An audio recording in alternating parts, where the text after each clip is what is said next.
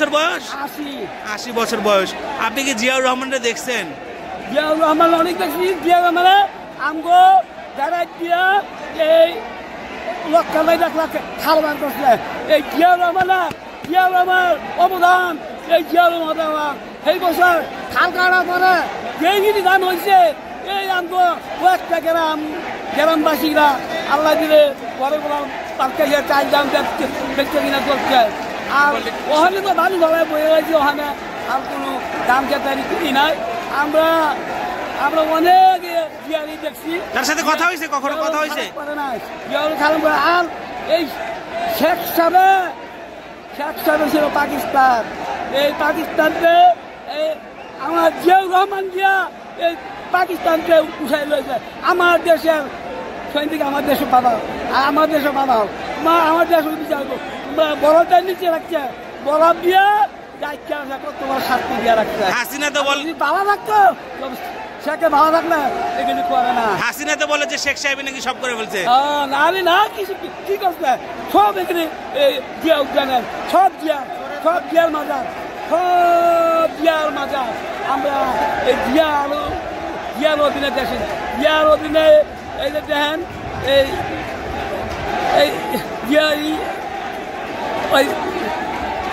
তেলের নামে কি না কয়, কোনটা এই যে টুঙ্গিপাড়া মুজিবনগর। আচ্ছা, এত কিছু কই না। হাসিনা কেন পলাই গেল? হাসিনা যদি ভালো হইতো বলাইতো, আমরা তো পলাই যায়, আমরা কেন বলাবো? ও তো আবারও ফিরে আসতে চায়। আমরা আসু খাদ্য তারিখ দেয় 20 তারিখ আইব, 10 তারিখ আইব, আর আয় না খবর নাই। আমি কিন্তু হাসিনা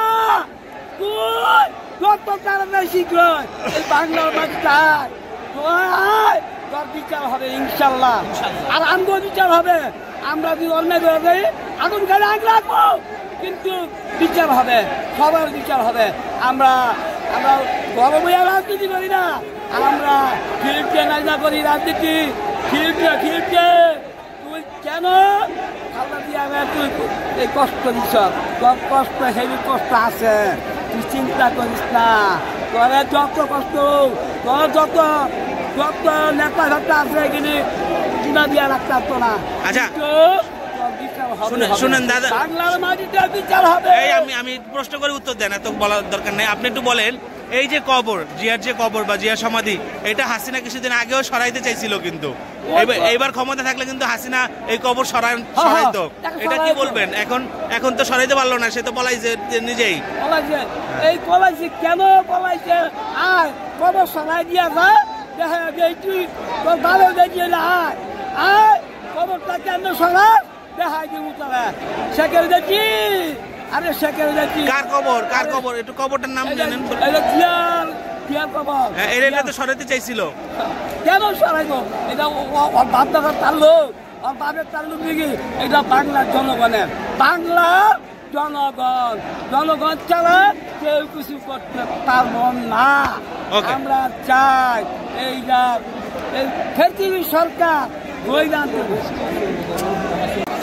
চিন্তা থানা, হ্যাঁ চিন্তা থানা। এই যে আপনি এত খুশি কেন?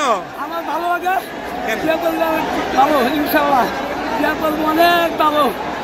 এইটা অসমতি না, ওরা এই যে 70 বছর কি জ্বালাই হুমলা মামলা দিয়া মানুষ ঘরে ঘুমাইতে পারে, থাকতে পারে না, অনেক কষ্ট করে কিভাবে খাইছে, কি করছে, এখনো ডাবে খানে ঘুমাই গেছে।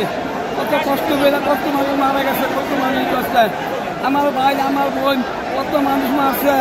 আল্লাহ আত্মা হয়ে আছে গা, আজকে জায়গায় দেখুন তাগুলা মানুষ অনেক আছে। আমরা অনেক কষ্টর মধ্যে আছি। আল্লাহ আমাকে ভালো লাগে না, আমার অনেক ভালো লাগে। এই জিয়া পরিবেশ অনেক ভালো লাগে। আমরা এইসব দুর্নীতির দিকে চাইতাম না, আমরা দুর্নীতি চাই না। আমরা সুস্থভাবে আমরা কাজ করবো ইনশাল্লাহ। আমরা কাজ করবো, তাড়াতাড়ি নির্বাচন করবো, আমরা আরো ভালো হইব। বিএনপির ভালো লাগে কেন, আর হাসিনার ভালো লাগে না কেন? ভালো লাগতো না, এটা ডাকাত খুনি খুনি খুনি খুনি।